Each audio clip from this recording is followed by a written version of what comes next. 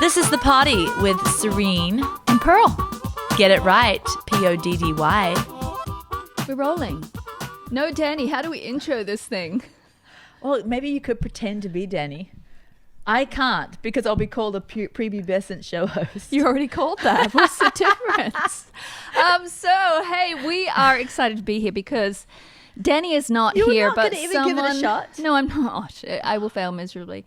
But someone else is here that we are so excited to have in the party cabin, and that is Dr. K. Chandler.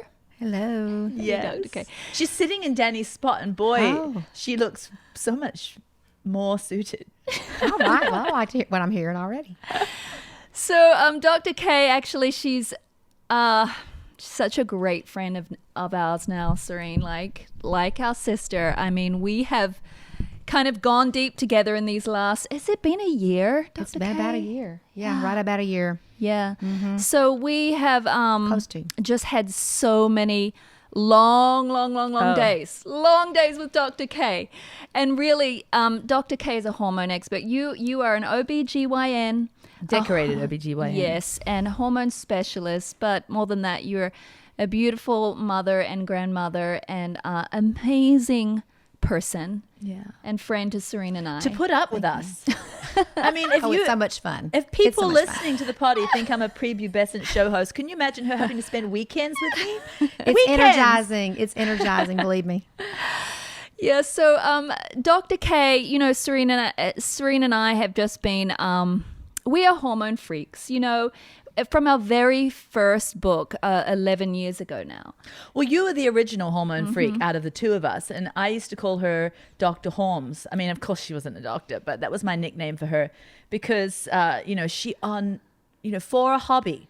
Not for work at all. She'd just be scouring hormone books and researching, and she would get these liaison names, and she would go to hormone groups, people that were on different treatments, and she would kind of spy and see what kind of results they were getting from different kinds of treatments. I still do that, Serene. Yeah, but nothing's changed.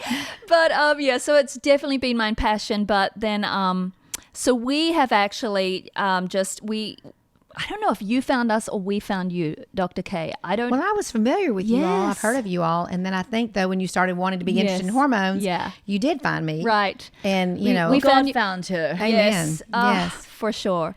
And so actually didn't it's a you miracle. say... Can we tell that story? Didn't you say that you first heard about THM when you had a patient come to you how many years ago and tell you all about it? Oh, well, it was probably about 2012. I mean, it was not long. After, when did you all start? 2012. Okay, so it could have been 2012, 2014. Yes. And she had struggled, with just diet and just, her health. And she had found Trim Healthy Mama and was telling me all about it. And she did so well. And then I had several patients. In fact, I talked to one last week who had told me about it 10 years ago and let her know that I had been working with you all, and she's so I guess excited. It was kind of sort of in your head, and then when someone reached out to you, we have been... Can I just say that story? We had been looking for a doctor for how long now? Was it just a good year? A couple of years. And interviewing doctors, because Serene and I we've had this passion, and we've got to get on to what we're here to about, but this is the intro but of why it's important. Dr. K is It's important. Yeah, we had we wanted to bring trustworthy hormone help. Well, Pearl was very women. opinionated because she had kind of with all of her research and time, she's like, I know what works. And so she was looking for a doctor who was open and skilled. Skilled, but also open to more of the latest research and not just what was always been done with hormone treatment. And so it was because Serene, wouldn't you say the biggest question we have been asked on a daily basis was, help me with my hormones. Where do I go? Where can I find trustworthy help? Is that what? Can I just say that's when you might say, well, why did I become interested in hormones? And because patients coming asking, and they would ask me and say, well, this is what I read and this is what I've heard, and things that maybe I haven't heard about, like saliva testing, bioidentical hormones, but I was willing to read about it and learn about it too, instead of saying, well, this is not what I've studied in residency, so I'm not going to, no, we don't do that. We do it this way. Right. And so I was just kind of open-minded too. And when I saw the difference in these women, when I started treating them, and really trying to restore their balance and their, really looking at that and not just, oh, you're in reference range, you're fine. They got better. And I thought, this is going to be, everybody's going to do this. So you never intended to be a hormone specialist. No, I wasn't looking into it. A OBGYN. Just an OBGYN and trying to listen to help my patients who weren't getting better with the normal ways. Yes. So just when we had given up and thought, okay, well, I don't know if this person is out there. We had apparently somebody in our business had reached out to you, and we had thought it was just a no-go, that was just a stopgap and you weren't going to call back. But you actually hadn't got that message. I think it was 6 weeks after after he called that I finally heard the message. And when I heard it, I was like, this is interesting. Yeah. And I had a very positive just feel, because I mean, what I had already knew about you all, that it was like, yeah, I want to call them back and see what this is about. And so, that was a prayer of ours. God, send us the right person. Send us someone who, first of all, isn't this terrible? But we wanted a woman. I mean, of course, there are great hormone specialists who are men, but something inside of us is like, just please bring us a woman, because, we are dealing with women's hormones here. And I feel like there's that special connection. And also a beautiful believer. Yes. And thank you. And that is something important to us, because, as believers ourselves, we want somebody very anchored, anchored in truth, especially in today's world where, there's just a lot of tangents. And that's very important to me too. So that was another one of those things like, wow, I know that about them. So it was just incredible. Like everything that we asked for, we got in Dr. K, but more. Like Serena and I pinch ourselves like, how could we be partnered with this amazing woman? So you guys listening, Dr. K is I've talked to her patients. They have said she listens, she cares. But you will be heading up for us a team of doctors, hundreds of doctors. So, we are bringing trustworthy, not yet, we're not ready to launch this, but we are bringing trustworthy hormone help to women in this country. And I couldn't be more excited to do this with you, Dr. K. But today we're here for something else a little bit. It kind of is along the same vein. But it's kind of something interesting that wasn't supposed to happen right now. Right. It was supposed to happen in the works later. for us all along. Yeah. But it is ready before all the hormone thing has been just so, it layers deep, right? To bring this to women and to do it properly, it's just taken so much. But this other part of it is kind of more ready to go now. And so we thought, why are we just going to sit on this when we could be bringing this help to people? So we wanted to kind of get today through all the confusion, through all the myths, through all of there's so much information whirling around right now about these weight loss medications, and why the heck would Serena and I be jumping on board this train? Why would someone like Dr. K be saying, hey, these can be a help to people, when I think that there's a lot of things said about them. It's controversial right now. A lot of controversy. So we just wanted to talk about why we believe these weight loss medications and their semaglutide and tirzepatide can be of a help to some women.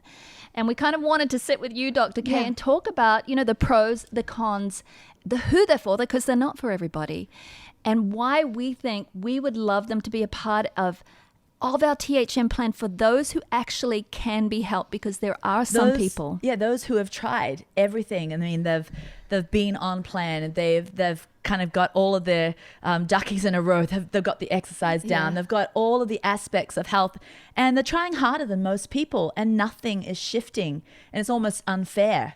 And I've seen that personally with my own husband. I mean, one of the authors of Trim Healthy Mama, and I can help all these thousands of women, but I couldn't even help my own husband. And he had all his duckies in a row. I mean, I fed him. I was the one that prepared his meals. He had exercise, he had everything there, but he could not budge his weight.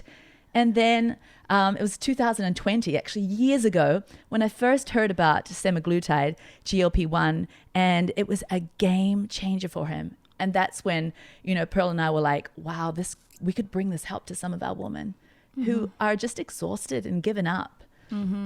Yeah. And we wanted to ask you from a doctor's perspective, Dr. K, can you explain what these medications are? Because I think any woman listening right now has probably heard of, if they're not thinking about it for themselves, they've heard of someone who's using it, and they might have heard of good experiences or bad experience, but they've heard of it. Yeah. A lot of people have heard of it. I get a lot of questions about that. And GLP-1s, they have been out for a while. It's not, this is not brand new. And when it first came out, marketed under a different name. I was leery at first because, you see, may cause thyroid cancer in laboratory animals. And I remember first, when they first heard about this, I'm like, I don't know. I think I was very leery. But the more that it's been available, and the more it's been used, it's just, you see, well, for one thing, the thyroid of a rat is very different than the thyroid of a human. And yes, I mean, there are some restrictions. It's not supposed to. And wasn't it a very rare cancer that is a genetic cancer? It's not the typical thyroid cancer. Well, yeah, and it's more likely to be associated. That's why they say if you have a history of multiple endocrine neoplasia in your family, if you have thyroid medullary cancer, you're not supposed to use this. Right. And was it very, very overdosed, strong? In a rat. Yeah. Yes. And if you've had pancreatitis, it may not be the best idea. But really, I actually just saw it being used before. I'm not usually, I'm pretty early adapter a lot of times when I see it's safe, but I'm not the first one a lot of times to jump on the bandwagon. And so when I saw some of the benefits, actually it was one of our, a coworker of mine who had seen her endocrinologist, and it was just amazing transformation, and just started doing some more research about it and more looking into it. And I was like, yeah, I think there's something to this, because this lady had done a lot of the same things, like eating healthy, exercising, yoga instructor. I mean, all those things. Instructor. Yeah. I mean, and knows what to do and doing everything. And this really made a huge difference. So, so as I started looking into it, I thought, well, this makes sense. But GLP-1, we all have GLP-1 in our bodies. It's a peptide, right? Yes. And I do believe that it's just, I don't know that there's been a lot of studies on this, but some people have less than others. Yeah. And they're going to struggle more. And it's a very short-lived peptide, isn't it? Right. So some certain foods and meals, when we eat, it triggers GLP-1, but it's just a short instance in our bodies. It's very, very important for our metabolic health, but it's very short. And I have to wonder, because like you say, some people have less of it than others. And doesn't it also go down as you age? Yes, it does. But they've tested people, older people have less of it.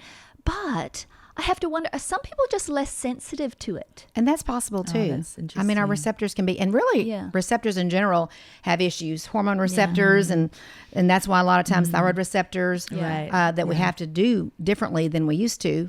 Part of it because of our environment. Right. A lot of it's because of our environment too. So when was the first time that you actually prescribed this for someone, and what was the outcome? Oh, I'm trying to think of when the first time. I remember having some memorable ones, but I'm not sure the very first time. But, I guess the most memorable, and I've kind of mentioned that to y'all, was because somebody who's closer to me too, but is just a friend, and had really struggled with polycystic ovarian syndrome. And these are the patients that I really see the biggest difference in, because I don't know, like I said, I don't think anybody's done a study on PCOS and whether those women have lower GLP-1s levels, but they struggle with insulin resistance. Right. Yeah, they have higher insulin. And that's what my husband had. Yeah. Really? Insulin resistance. Yeah. And it's very interesting how people can eat very similarly, and one person has insulin resistance and another person doesn't. So there's something about our makeup, that makes us more susceptible.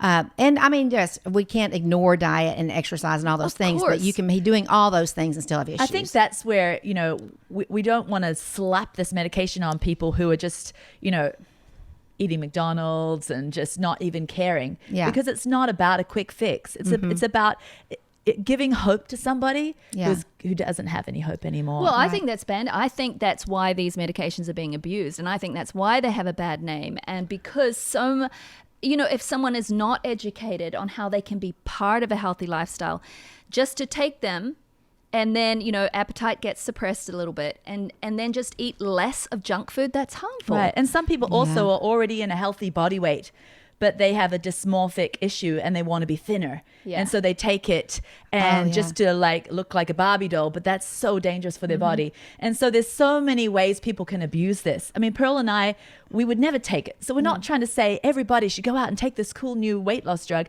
No, it's for specific people who are desperate for help. Well, yeah. And I mean, I'll just have to say here, just as a physician, I can't help but not say, I mean, these medications, a lot of people are using them off-label. I mean, it's really only FDA approved for certain BMI, certain medical conditions, and even the tirzepatide, I don't think has yet gained approval. I don't think, only for type 2 diabetes. Yes. And so it's off-label use. Yeah.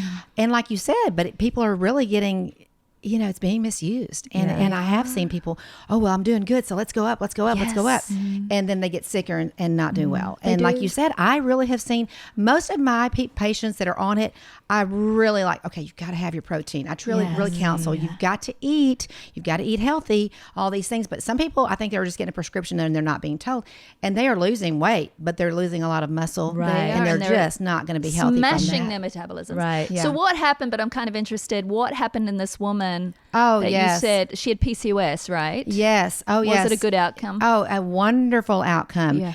And really, one of the things like that I'm thinking about, this one lady, one patient, she never felt good, and she would have highs and lows in her blood sugar, and have to wake up in the middle of the night because she'd crash on her blood sugar. Wow. And just not sleeping, stressed, all of these things, and then just to be on the medication, on the GLP-1 agonist, and feel good for the first time in like 10 years since I've seen this lady, because really with her it just kept going up, the weight and the health and her well-being just kept going down, and just trying so many different things, and she did everything I asked, but it wasn't working. And so this has been a game to get on the I did a televisit not too long ago, but to get on the phone and just I feel great. I'm like, I never thought that was going to happen. Wow. Because I just kind of was getting as discouraged as she was. Yeah.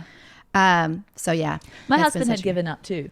He was just like, I don't want to try anything more because it doesn't work. Well, the proof is in the blood work too. I mean, he looks fantastic. He feels fantastic, but his blood work, it's like two different men. The original blood work before he started the GLP-1 was just a high blood sugar. It was borderline diabetic, and he ate like me.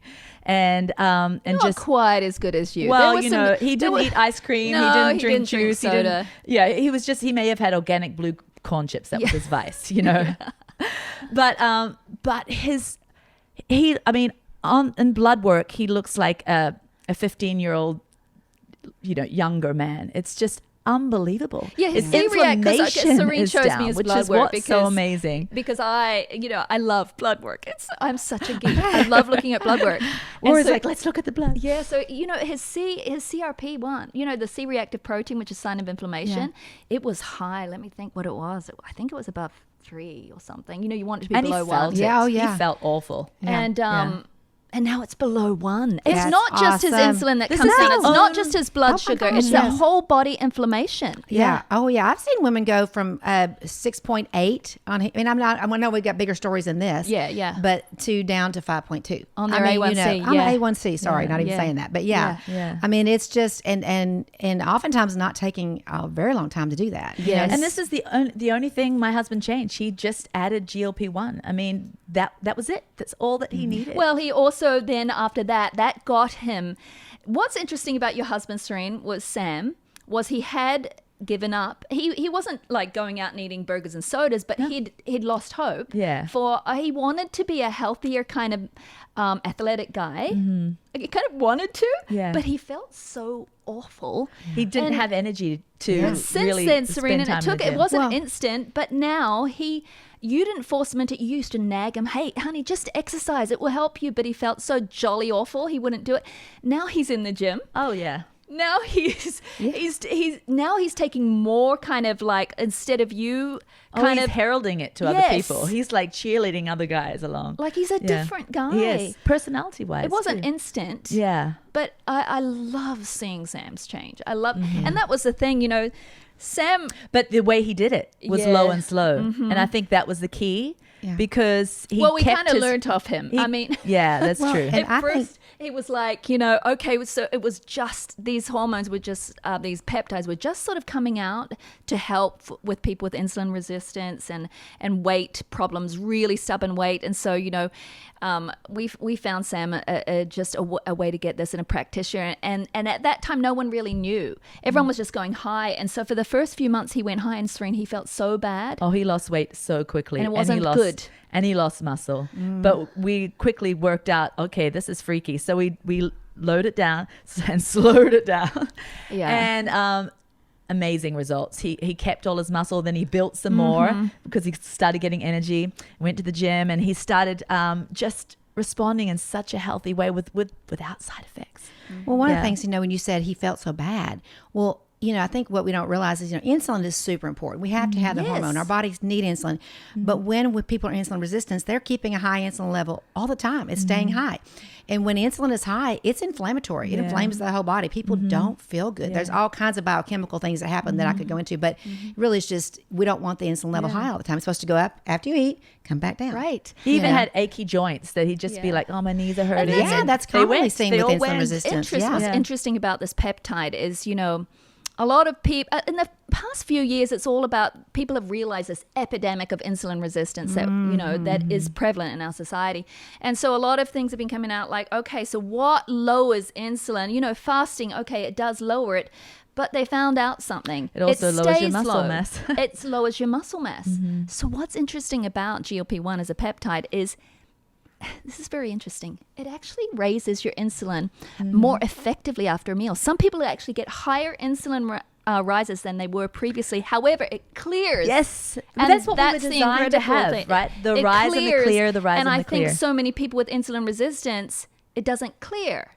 And that's the main problem because we need that insulin to take the blood sugar from the bloodstream and put it in the muscles. So without a proper rise, we don't get it. And that's why keto is so dangerous. Yeah. Because you don't get the proper rise. And so I think it's just, Sam was kind of the first one in our, circle of family and friends. And then... And just because it worked for him doesn't mean now that I'm just like telling every single body about it. It's specific individuals. It's not for everybody. And that's what I think I want people to hear from this podcast today. We're not just wanting to slap this Band-Aid on everybody and say, you don't have to really try, just take GLP-1. No, this is for people that have tried everything and this is their hope. And like even in our own community then, so, and Jessica, I asked her before this party, I said, can I tell you a story, Jessica? And she's like, please do. She has worked with us I think for 10 years now. Jessica, she's our head admin on our group. So some of you may know her or have seen her. She lost 100 pounds on Trim Healthy Mama. I mean, her story is epic. But she has struggled with many metabolic disorders, and so she was a plotter. She kept to plan. She did the right things. But actually, I actually asked her this morning, I said, can you tell me what it was? But she said she felt like she had this button in her body and it was a set point. And no matter what, her body would want to go back to that. So like she lost 100 pounds. That actually happens with... Okay, and then eating the same way, she actually gained 20. So she was sitting around 80 pounds lost, just stuck, doing the right things, eating the right way, doing all the tweaks and everything. And so, we'd shared Sam's story with her and, she's a good friend of mine. And we'd talk about these medications and so it's been 6 months for her, and so her transformation 6 months since being on the GLP-1. Yes, it's been low and slow. She has actually stayed on the lowest dose. Wow. She didn't ever go up. And she said to me this morning, semaglutide, she calls it Sema. We call it Sema and Terzi for terzipatide, gave me the reset button and worked beautifully with THM to give me the extra boost or tool to get me over the stump. My body has a set point that always liked to try to get back to. It felt like my body was literally fighting against me to get back there no matter what I did. I had lost 100 pounds of THM, yet I could not get to goal weight despite all my efforts. And she said I'd even gained 20 back despite eating healthy. Sema reset the set point. I am at goal weight. In fact, I'm below. You got to see this. Did you see her picture? No, I don't think that you've shown me the latest. Okay. She's beautiful. So she'd already lost, and I want to show you this. She'd already lost, 100 pounds. Well, 80 at this point. But that was her before Sema. After. Okay. Amazing. That's amazing. Yeah. Are you seeing this? And of course, there's a before that. Yeah, there's a before of what that. But it kind of life changing. Yeah. Yeah. That does so much more than just the pounds, you know, for people, so it gives, and I think what I see in people is when they can't do it, they lose hope and feel, like I said, hopeless. Yeah. And that this is always going to be this way.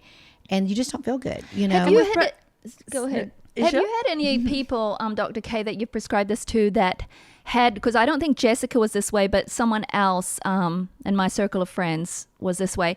She had food noise in her head, constant. Oh, yeah. She ate healthy. She was on our plan and had dropped weight, but constant, her mind would obsess constantly about the next meal, about what food she could eat. She said, like, I could never stop the food noise no matter what I did. I exercised, I ate healthy. The food noise would continue. And she's like, she's on seminar. She's lost 20 pounds, but she's like, it's gone. Isn't that amazing? Have you had that though? Oh, I've heard that a lot. In fact, yeah, I never really heard that much before until it started going away. You know, because I think people just think that's normal for them. They just always have that. Yeah. Until they don't have that, they're like, is this what it feels like?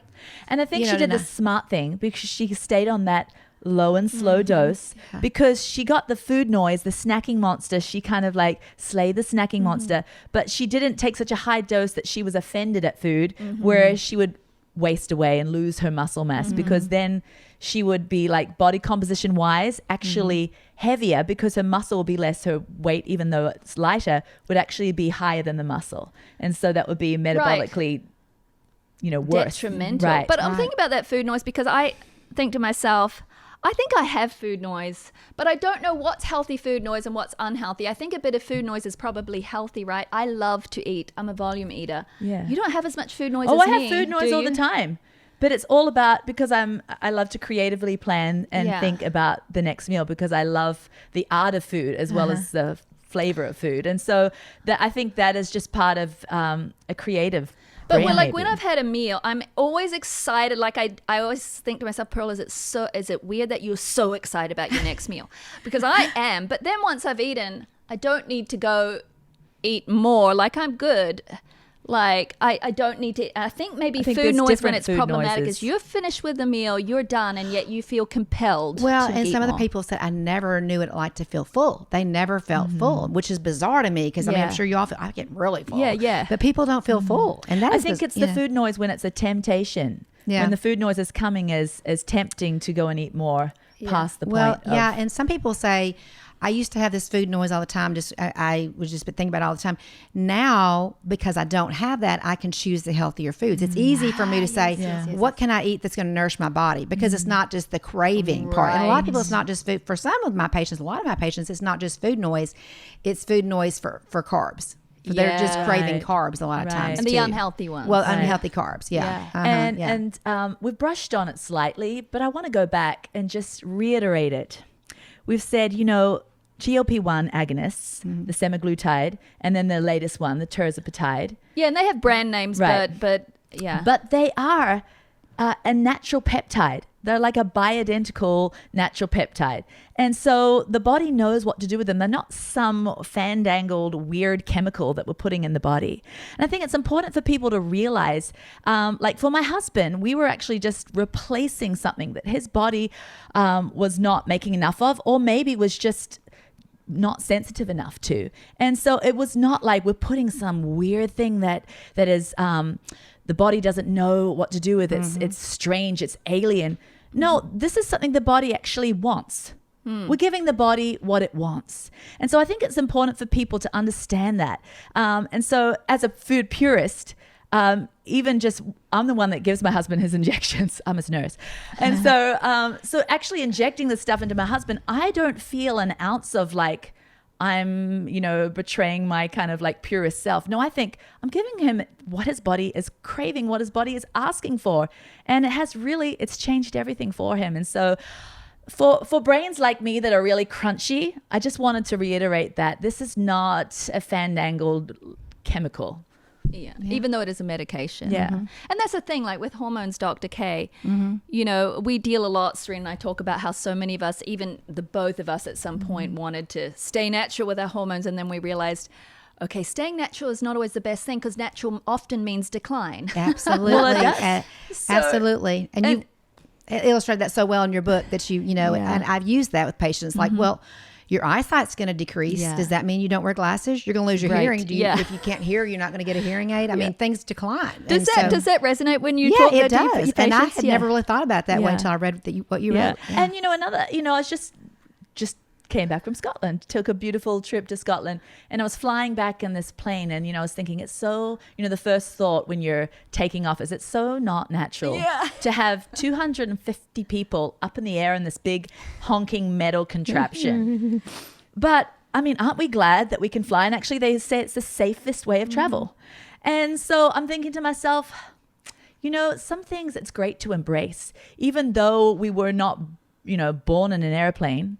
We were born with feet on the ground and gravity exists. It's a beautiful thing to embrace.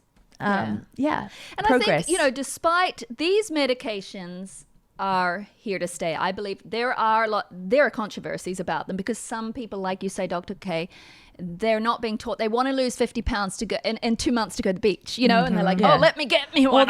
Or they're bros in the gym and they want to cut and they don't want to do it the hard way. They just want to take the drug. Or some people want to fast. They're like, hey, I'll use these to fast because I don't feel hungry.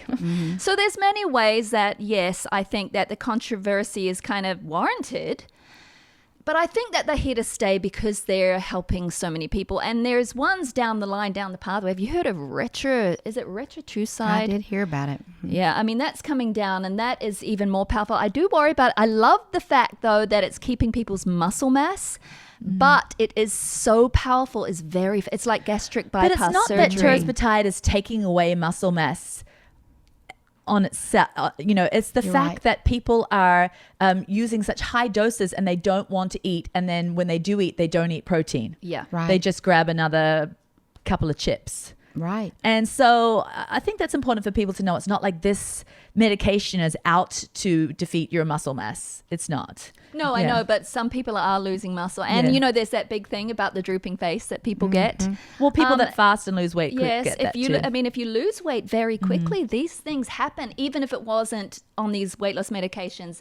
Any fast weight loss can do these sorts of things to the body. And so I think, partnering with Dr. K and bringing this availability, but we want to be so wise about it. We want to do it where, hey, your meals are still there. Your protein is still there 4 times a day. You can do it by including all the food groups, by like carbs for E meals, fats for S meals, or if you can't eat a big meal like you used to be able to, because it does suppress appetite, I think, for those in our planes, small crossovers are warranted. And sometimes. And we also suggest essential amino acids. Yes. Because they're in liquid form. You just add it to water and it doesn't. Well, they're powder. Yes. Right. But it doesn't feel like that you're having another meal, and they're just amazing, just to flood the muscle tissue with what it needs to keep that muscle mass there. And I hate to simplify the whole thing, but a lot of the problems with the side effects are the fact that people are just going so high, and fruit is a natural, wonderful thing. But I used to be a vegan and used to think fruit was the healthiest thing in the world, so I overdosed on fruit. And I went to get a colonic because I'm a purist, and it was like, I do this. I go to colonics every 2 weeks. And I was young. I was like 16. And this lady said, I hate to bring this up, but are you an alcoholic? I know you're young, but are you an alcoholic? And I said, no, I haven't even drank a sip of wine ever. I'm just 16. She said, well, your whole intestine is filled with like a frothy alcoholic.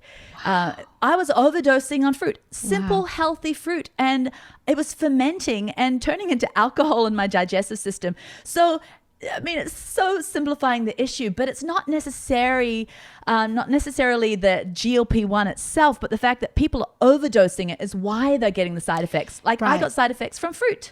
And I was going to say, that makes me think it's not uncommon to feel some nausea, some mild nausea. Usually people will say, the day they take it, the day after they take it, but it shouldn't be that you feel nauseated constantly. And we talked about this too.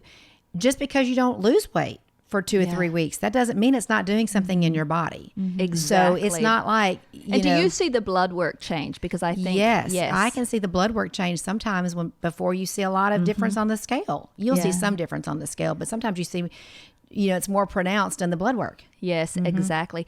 And I think it's, sometimes because a lot of people that get on the medications, then they get on the support groups for them and they're seeing everyone drop weight very quickly. And it's almost like keeping up with the Joneses. Yes. What, you didn't lose 2 pounds this week? Oh, I better go up. I better get my dose cracking, and it's this, and it's almost this peer pressure. Yeah. And I feel like if anyone is, sitting here considering and you think, hey, this is me, I relate to this.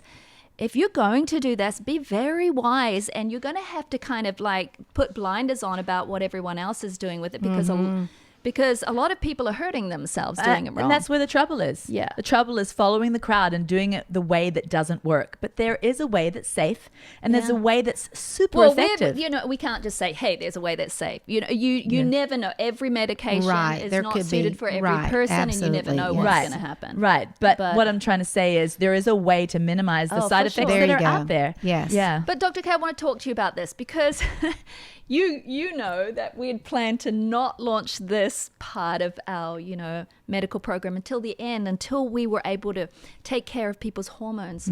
Because oftentimes there's a thyroid imbalance. And that's why they can't lose the weight. Yes. Right. Or there's insulin resistance because their estrogen is plummeted. Right. Yeah, so these things should go hand in hand. And we had this conversation, even with you, we're like, man, we wanted to get people's sex hormones and thyroid hormones optimized first and then do this as like the last resort.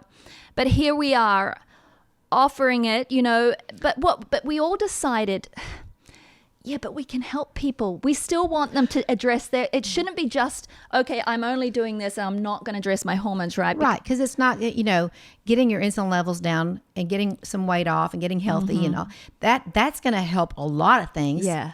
But doesn't help everything. Exactly. That's my, it's like, I always think when people ask me, I'm like, I want all my levels. I want everything to be optimal. Exactly. That's how I'm going to be the healthiest. Yeah. And that's what I want for my patients. Right. Yeah. So true. And oftentimes too, maybe they start with semaglutide because there is not a place for them to get, healthy hormone care.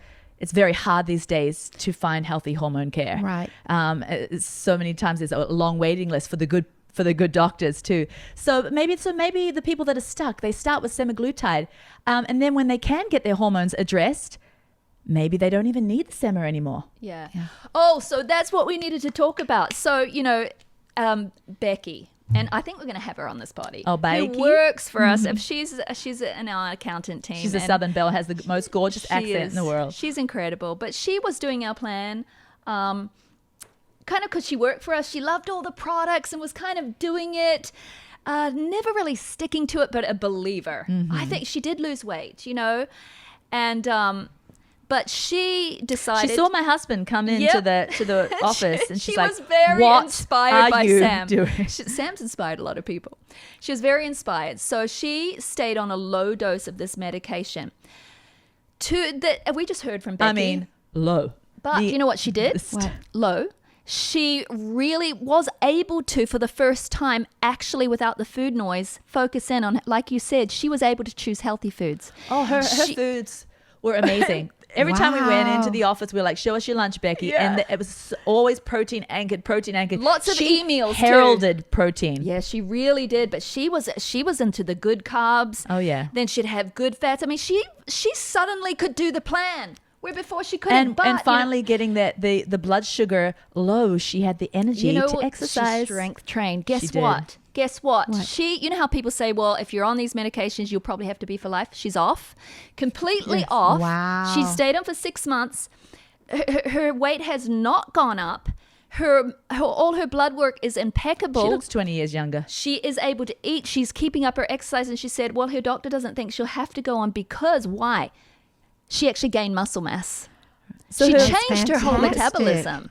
Yeah. And she's insulin sensitive now. Yeah, she's sensitive to insulin. So, I mean, I think that's just such an incredible story. Yes, so I think it's important for people to hear that once they're on semaglutide, it doesn't mean they have to be on it for the rest of their life. It does not. Maybe some people will. Maybe. Well, yeah. But hey, people brush their teeth for the rest of their life too. It's not a big deal. But some people could go off. and it's not addictive. There is not like this is doing something to your body and your body's going to shut down a process. No, this is for people that the process is already not working. Right. You know, in the studies you talk about staying on it, not staying on it. Yeah. I mean, in the studies that were done originally with the brand name, you know, people did 80% gain their weight back when they stopped. But we don't know what kind of counseling, what kind of diet, anything that was being done. Was there instruction on that? Were they getting the protein, exercise, all those things? No.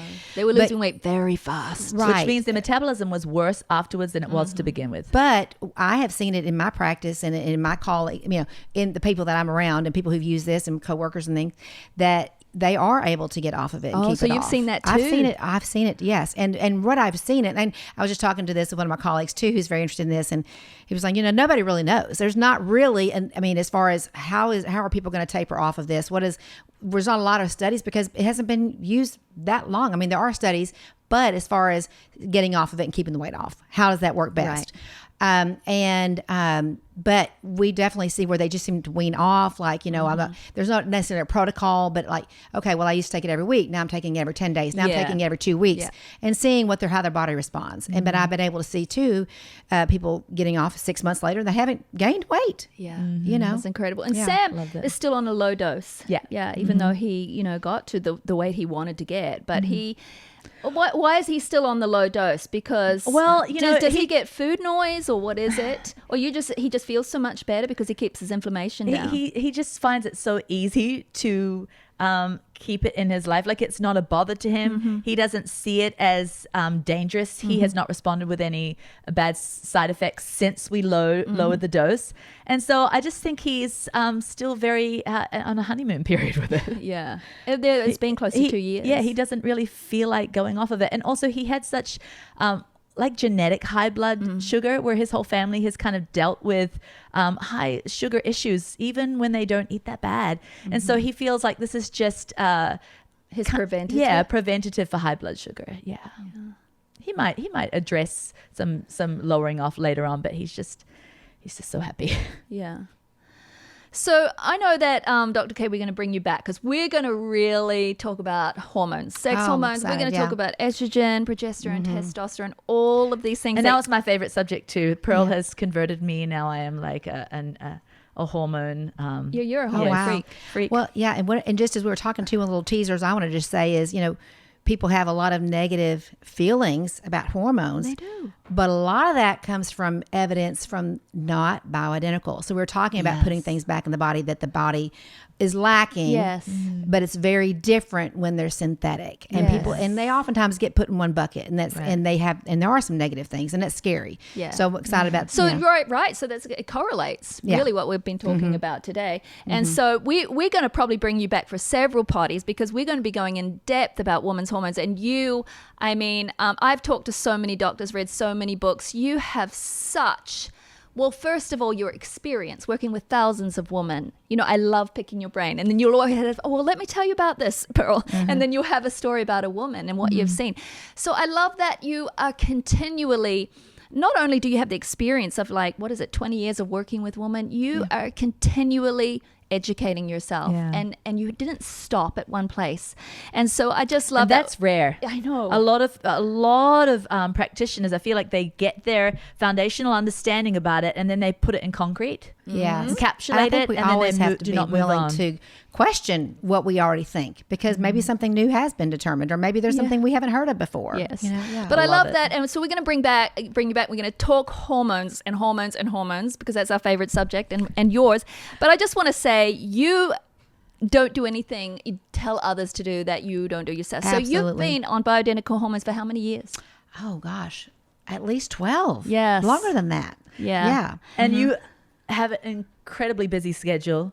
I mean, I don't think that you could Never met a busier pull person. off what you do without being optimized. I mean, I don't think so either. Yeah, absolutely. I think it's made a huge difference. In fact, I've said I probably have more energy now and feel better now than when I was 30. Wow. And I'm 58 now. So that's, gosh, that's about half the age I am now.